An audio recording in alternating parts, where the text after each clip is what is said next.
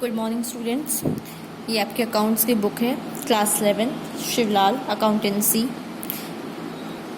ये आपका सिलेबस है क्लास 11th का, जो 4 यूनिट्स में डिवाइड है। हम स्टार्ट करेंगे हमारी first part A financial accounting, unit first introduction to accounting. देखिए, इस चैप्टर में आपको बताया जाएगा कि अकाउंटिंग होती क्या है, इसका यूज़ क्या है, इसका मोटिव ऑब्जेक्टिव क्या है, पर्पस क्या है। देखिए, कोई भी बिजनेस हो, चाहे छोटा हो चाहे बड़ा हो, सब ज़्यादा से ज़्यादा प्रॉफिट अर्न करना चाहते हैं। तो अकाउंटिंग हमें बिजनेसमैन को ये हेल्प करती है कि ये जानने में कि उसे साल भर में कितना प्रॉफिट हो रहा है, कितना नुकसान हो रहा है, कितनी एसेट्स है, कितनी लाइबिलिटीज़ है उनकी, और उनको अपने बिजनेस को कैसे मैनेज करना चाहिए, कैसे रन करना चाहिए, उनके पूरे रिकॉर्ड्स को मेंटेन करने में हेल्प करती है अकाउंटिंग। चलिए हम स्टार्ट करते हैं। Introduction. The objective of every business and businessman whether big or small is to earn profit. बोला गया है कि कोई भी बिजनेसमैन हो या कोई भी बिजनेस हो, चाहे बड़ा हो चाहे छोटा हो, सबका मोटिव प्रॉफिट अर्न करने का होता है। An examination of financial statement of the business can lead to determine whether the business is earning profit और रनिंग इन लॉस। मतलब बोला है, जब भी हम फाइनेंशियल स्टेटमेंट एक डॉक्यूमेंट होता है बिजनेस का, जहाँ पे पूरे ट्रांजेक्शन्स वगैरह रिकॉर्ड किए जाते हैं, जिससे हमें पता चलता है कि बिजनेस में इस साल नुकसान हुआ है कि प्रॉफिट हुआ है। Financial statement include, financial statement में क्या क्या आता है? Profit and loss account and balance sheet. जो हमारी फाइनेंशियल अकाउंट और स्टेटमेंट होती है वो दो चीज़ों से मिलकर बनती है, profit and loss account and balance sheet से। The profit and loss account depicts the net profit and net loss of the business earned through the operating activities at the end of financial year. Profit and loss account हमें ये show करता है कि हमारे business में profit हो रहा है कि लॉस हो रहा है, जो भी हम काम करते हैं बिजनेस में एक फाइनेंशियल ईयर में। The balance sheet provides the financial position of the business by means of assets and liability। और जो हमारी बैलेंस शीट होती है वो हमें हमारी फाइनेंशियल पोजीशन बताती है कि हमारा बिजनेस की कंडीशन कैसी है, स्ट्रॉन्ग है, वीक है, हमारे एसेट्स कितने हैं, लाइबिलिटीज़ कितनी हैं।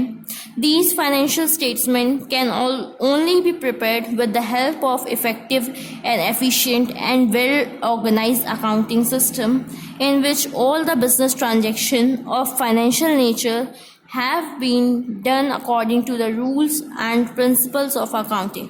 अब बोला है कि जो फाइनेंशियल स्टेटमेंट एक proper rules and regulation accounting का फॉलो करके बनाई जानी चाहिए, और जितने भी बिज़नेस के ट्रांजैक्शन होते हैं, बिज़नेस के लेन देन होते हैं, वो फाइनेंशियल नेचर के अगर होते हैं तो उन्हें हमें प्रॉपर रिकॉर्ड करना चाहिए। देखिए इसमें दिया है, these financial statement can only be prepared with the help of effective and efficient and well organize accounting system. वही बताया गया है कि एक अच्छा अकाउंटिंग सिस्टम होगा आपके ऑर्गेनाइजेशन में तो आप अच्छी से financial statement that is profit and loss and balance sheet आप अच्छी से बना पाओगे, in which all the business transaction of financial nature, लेन देन कैसे नेचर के, मनी से रिलेटेड होने चाहिए, have been done according to the rules and principles of accounting. Rules और प्रिंसिपल्स चलते हैं हमारी कंट्री में, उसको हमको पूरा प्रॉपर फॉलो करना चाहिए अकाउंट्स बनाने में। अब देखिए इसमें लिखा हुआ है, accounting is the language of business. Account क्या है? बिजनेस है लैंग्वेज की। The process of recording of business transaction and its presentation in a systematic manner is known as accounting। मतलब बोला है कि जितने भी बिजनेस में ट्रांजैक्शन होते हैं, लेन देन होते हैं, उसको प्रॉपरली रिकॉर्ड करना, एक सिस्टमैटिक वे में प्रेजेंट करना, उसे हम कहते हैं accounting. Accounting is a means of measurement of economic activities of business and disclosure of financial result to the various internal and external users of accounting। अब इसमें ये बोला जा रहा है कि जो अकाउंट्स होती है वो हमें मेजर करने में हेल्प करती है कि हमारे बिजनेस में जो भी इकोनॉमिक एक्टिविटी, मतलब मनी रिलेटेड वर्क हो रहा है, दैट इज परचेज, सेल, तो उसका पूरा डिस्क्लोज़र करती है कि हमको क्या प्रॉफिट हो रहा है, क्या नुकसान हो रहा है, किसको, एक्सटर्नल और इंटरनल यूज़र्स। दो वर्ड्स होते हैं, एक्सटर्नल मतलब बाहर वाले, इंटरनल मतलब अंदर वाले। तो मतलब आपके ऑर्गेनाइजेशन में ओनर को बताना, ओनर को पता चलना कि आपके बिज़नेस में क्या हो रहा है, गेन हो रहा है, लॉस हो रहा है, मालिक को पता होना चाहिए, और जो मैनेजर जो बिज़नेस को मैनेज करता है, तो ये इंटरनल लोग होते हैं। और एक्सटर्नल मतलब गवर्नमेंट हो गई, आपके कॉम्पिटिटर मतलब आपके कॉम्पिटिटर्स हो गए, जो आपके बिज़नेस में मनी इन्वेस्ट किए हैं वो हो गए। तो इनको इन्फॉर्मेशन पता चलनी चाहिए टाइम टू टाइम कि आपके बिज़नेस में हो क्या रहा है, आपको प्रॉफिट हो रहा है, लॉस हो रहा है, आप अपने रिकॉर्ड्स कैसे मेंटेन कर रहे हो। Book keeping is consider as a base of accounting, मतलब अकाउंटिंग के पहले बुक कीपिंग की जाती है। Book keeping is the initial stage of accounting. देखिए इनिशियल स्टेज मतलब सबसे स्टार्टिंग का स्टेज होता है अकाउंटिंग का, book keeping. Where book keeping and accounting begins. Book keeping जहाँ ख़त्म होती है वहाँ से अकाउंट्स हमारी स्टार्ट होती है। Accounting is not possible without book keeping. Accounts possible नहीं है बुक कीपिंग के बिना। Without accounting book keeping is of no use, और अकाउंट्स नहीं होगा तो बुक कीपिंग का भी कोई यूज़ नहीं है। Hence to understand accounting it is necessary to understand the meaning of book keeping. तो इसमें यही बोला गया है कि अगर आपको अकाउंटिंग जानना है तो उसके पहले आपको बुक कीपिंग का नॉलेज होना चाहिए। तो चलिए हम देखते हैं बुक कीपिंग क्या होता है। Book keeping is a combination of two words. ये दो वर्ड से मिलके बना है, book plus keeping. Book refers to various accounting books and registers in which various types of business transactions are recorded. Book क्या होती है? कोई भी बुक या कॉपी या रजिस्टर जिसमें हम क्या रिकॉर्ड करते हैं? बिजनेस ट्रांजेक्शन, बिजनेस के लेन देन को रिकॉर्ड किया जाता है, लिखा जाता है। Book keeping is an art and science of systematic recording business transaction in books of account. Book keeping क्या है? एक तरीके से साइंस है, आर्ट है, जिसमें पूरा सिस्टमैटिक हम बिजनेस ट्रांजेक्शन को रिकॉर्ड करते हैं। The work of book keeping commence from the identification of business transaction which are of financial nature and these transaction should be supported by accounting document. बोल रहा है कि बुक कीपिंग का काम कहाँ से स्टार्ट होता है? पहला काम ये होता है कि देखना जो बिजनेस में ट्रांजैक्शन हो रहे हैं, लेन देन हो रहे हैं, वो मनी से रिलेटेड हैं कि नहीं हैं, और उसके प्रॉपर डॉक्यूमेंट्स होने चाहिए, बिल्स होने चाहिए, वाउचर्स होने चाहिए। The recording of transaction in journal. पहले हम क्या करते हैं? ट्रांजेक्शन्स को, जो भी लेन देन होते हैं, उसको एक जर्नल में रिकॉर्ड करते हैं, फिर उसके बाद वो लेज़र में जाते हैं, फिर कैश बुक के होते हैं तो कैश बुक में वो जाते हैं, एंड सब्सिडरी बुक, और ये सब आप मतलब सब डिटेल में पढ़ेंगे as a part of book keeping. मतलब ये पूरी चीज़ें क्या है? बुक कीपिंग का पार्ट है। बुक कीपिंग में क्या होता है? एक तरीके की एक रजिस्टर होती है, बुक होती है, जहाँ पे हम पूरे बिजनेस ट्रांजेक्शन्स को रिकॉर्ड करते हैं। और बुक कीपिंग का काम कहाँ से चालू होता है? पहले ये देखना कि जो भी ट्रांजैक्शन हो रहे हैं वो मनी रिलेटेड है कि नहीं है। अगर मनी रिलेटेड नहीं होंगे तो हम उसको नहीं रिकॉर्ड करते हैं। तो हमने इसमें अभी ये इंट्रोडक्शन में यही देखा कि अकाउंट्स, चाहे कोई भी ऑर्गेनाइजेशन हो, चाहे कोई भी बिजनेस हो, चाहे छोटा हो बड़ा हो, सब अपना जानना चाहते हैं कि भाई उनको लॉस हो रहा है कि प्रॉफिट हो रहा है, कैसा उनका बिजनेस चल रहा है। तो वो एक ईयर में लास्ट में फाइनेंशियल स्टेटमेंट बनाते हैं, जो प्रॉफिट लॉस और बैलेंस शीट होती है। प्रॉफिट लॉस हमें प्रॉफिट लॉस के बारे में बताता है, और बैलेंस शीट हमारी पोजीशन, मतलब हमारा बिजनेस वीक है, स्ट्रॉन्ग है, एसेट्स क्या है, लायबिलिटीज़ क्या है, वो कैलकुलेट करने में हेल्प करता है।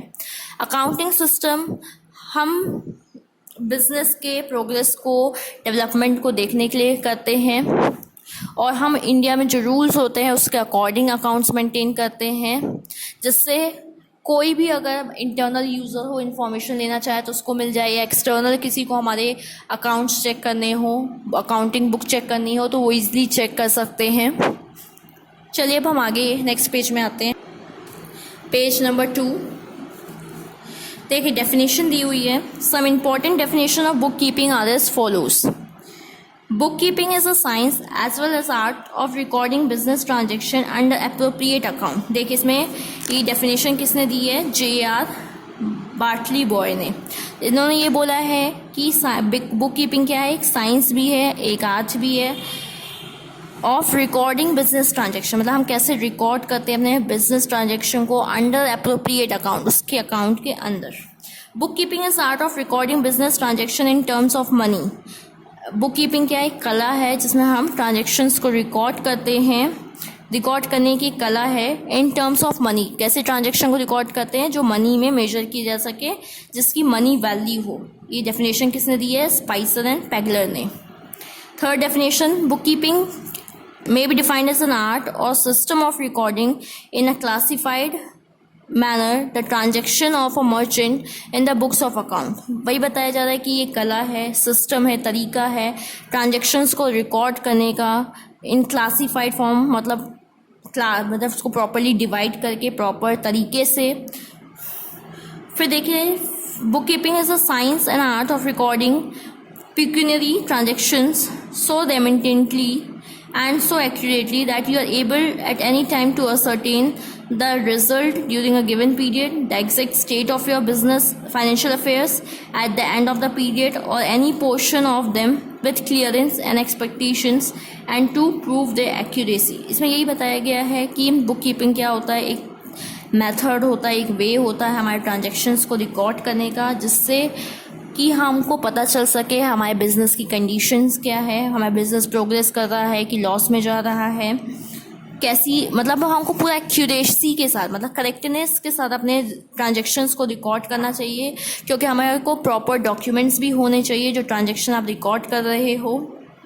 An ideal definition, bookkeeping is an art as well as science of recording all monetary transaction in books of accounts as per rules and regulation by which businessman is easily available to assess the financial position as result of his business at any time। वही बताया गया कि ये art है, science है, ये transaction को record करने का, कैसे ट्रांजेक्शन मनी रिलेटेड होने चाहिए, अकाउंट्स के बुक्स में उसको रिकॉर्ड किया जाता है with by proper following rules and regulations, जिससे बिजनेसमैन अपनी ईजिली फाइनेंशियल ईयर के बाद, एक साल के बाद पोजीशन देख सके कि उसके बिजनेस में हो क्या रहा है। देखिए यहाँ पे आपको बोनस लर्निंग में क्या दिया हुआ है।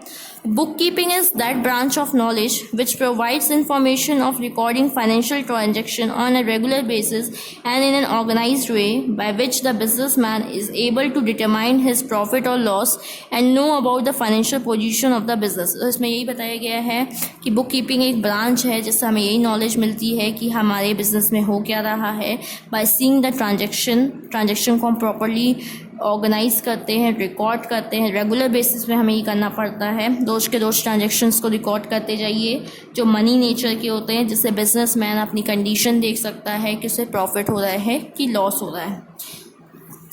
अब देखिए, कोई भी सब्जेक्ट होता है तो उसका कुछ बेसिक टर्म्स होते हैं, तो पहले हमें कुछ बेसिक टर्म्स पता होने चाहिए, तभी हमें चैप्टर और क्लियर होगा, सब्जेक्ट और क्लियर होगा। तो इसके लिए हम सबसे पहले कुछ छोटे छोटे बेसिक टर्म्स पढ़ेंगे, फिर हम आएंगे टॉपिक में मीनिंग ऑफ अकाउंटिंग में।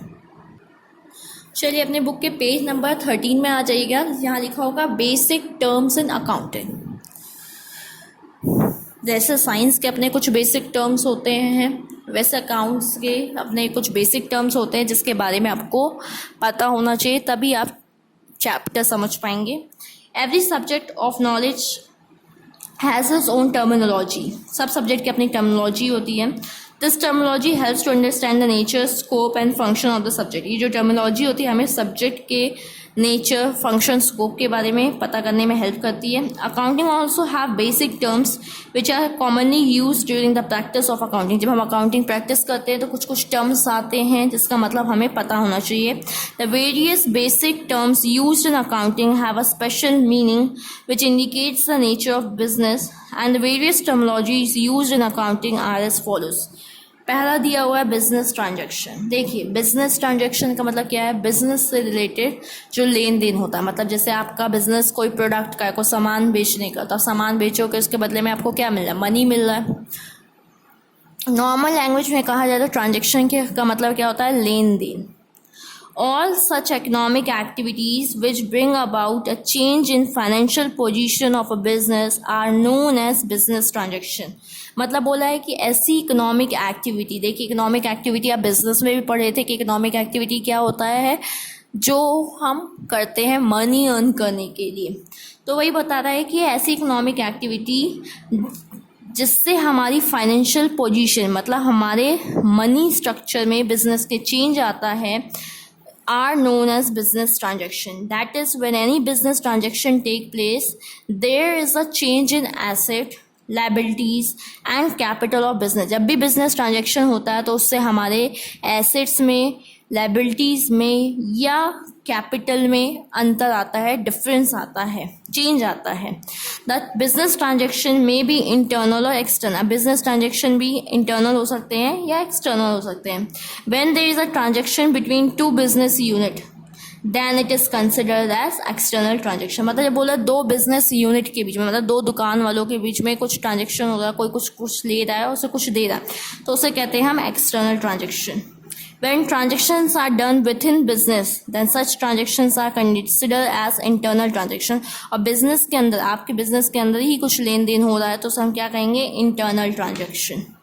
Transaction should be capable of being expressed in monetary term, whether it is an external or internal transaction. देखिए बोला जा रहा है कि ट्रांजेक्शन जो भी जिसकी भी वैल्यू हम मनी में मेजर कर सकें, चाहे वो इंटरनल हो चाहे एक्सटर्नल हो, तो अभी वो क्या कहलाएगा, ट्रांजेक्शन, बिजनेस ट्रांजेक्शन कहलाएगा. If the business transactions are not capable of being measured in monetary terms, then they cannot be included in the category of business transaction. अगर वो ट्रांजेक्शन मनी में कैलकुलेट नहीं कर सकते, जैसे पहले बार्टर सिस्टम चलता था, हम एक सामान के बदले दूसरा सामान दे रहे हैं, वहाँ पे कहीं मनी इंक्लूड था नहीं, तो उसको हम ट्रांजेक्शन नहीं कहेंगे. लेकिन बिजनेस ट्रांजेक्शन कहलाने के लिए वो ट्रांजेक्शन में मनी वैल्यू होनी चाहिए, उसकी कुछ वैल्यू होनी चाहिए. अब देखिए दिया है main elements of business transaction. क्या क्या मेन एलिमेंट्स हैं. Business transaction should B of financial nature. जो बिजनेस ट्रांजेक्शन होते हैं वो फाइनेंशियल मतलब मनी में मेजर किए जाने चाहिए. Should be based on proper document और एविडेंस. जो भी आप ट्रांजेक्शन कर रहे हो उसका पूरा प्रॉपर डॉक्यूमेंट होना चाहिए, बिल होना चाहिए, प्रूव होना चाहिए. The effect of business transaction should be on assets, liabilities, capital, revenue and expense. देखिए जब भी आप बिजनेस ट्रांजेक्शन कर रहे हो, आप जब भी कुछ प्रोडक्ट किसी को दे रहे हो तो उससे क्या हो रहा है, आपको मनी आ रहा है, तो उससे आपकी कैपिटल में इम्पैक्ट आएगा, आपकी रेवेन्यू में इम्पैक्ट आएगा. मतलब आप कुछ भी जो ट्रांजेक्शन करते हो उससे आपके asset, liabilities, capital, revenue, expense किसी ना किसी में चेंजेस आते ही आते हैं. Business transaction can be for cash और क्रेडिट. अब जो बिजनेस ट्रांजेक्शन होते हैं वो कैश मतलब आप किसी को सामान दे रहे हो, वो आपको उसके बदले पैसा दे रहा है, वो कैश में हो सकता है. या आप किसी को सामान दे रहे हो, वो बोला है कि हम आपको 2-3 दिन बाद पैसा दे देंगे, तो उससे कहते हैं क्रेडिट, मतलब उधार पे देना. Business transaction can be internal, external. Business transaction internal भी हो सकते हैं, एक्सटर्नल भी हो सकते हैं.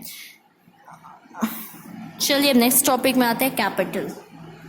कैपिटल क्या होती है, एक तरीके से जो मालिक बिजनेस में पैसा लगाता है उससे हम कैपिटल कहते हैं.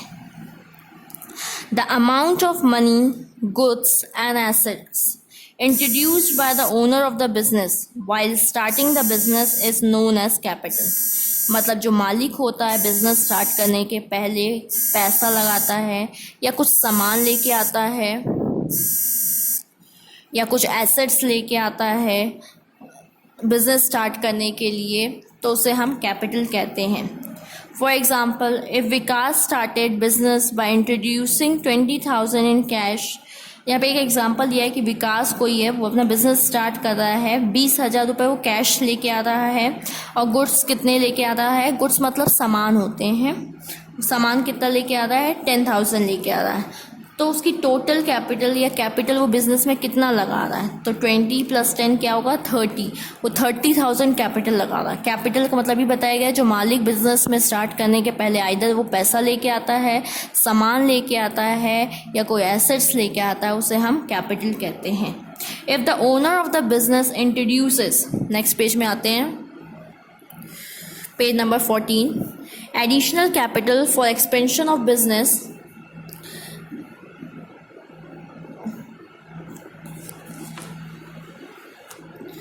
देखिए, additional capital for expansion of business, then that amount invested for expansion will also be treated as capital. इसमें ये बोला जा रहा है कि जो मालिक होता है वो अगर बिज़नेस में जैसे बाद में भी कुछ पैसा लगाता है बिज़नेस को बढ़ाने के लिए, एक्सपेंड करने के लिए, तो उसे हम कैपिटल कहते हैं। If there is profit in the business then capital will increase. अगर आपको बिजनेस में प्रॉफिट हो रहा है तो उससे क्या होगा, आपकी कैपिटल बिजनेस की बढ़ेगी, इंक्रीज होगी। और अगर आपको लॉस हो रहा है तो उससे आपका कैपिटल डिक्रीज होता है। The capital can also be defined as excess of assets over liabilities. मतलब जब हमारे पास एसेट्स बहुत ज़्यादा हो, लाइबिलिटीज़ बहुत कम हो, तो एसेट्स माइनस लाइबिलिटीज़ को हम कहते हैं capital.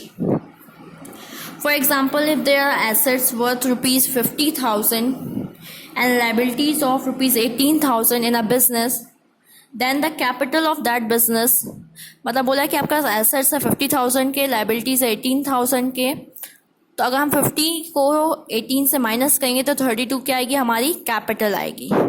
The above definition can be expressed in the way of formula. Formula होता है capital is equal to assets minus liabilities. अब हम next day types of capital देखेंगे और आगे की टॉपिक कंटिन्यू करेंगे। Thank you.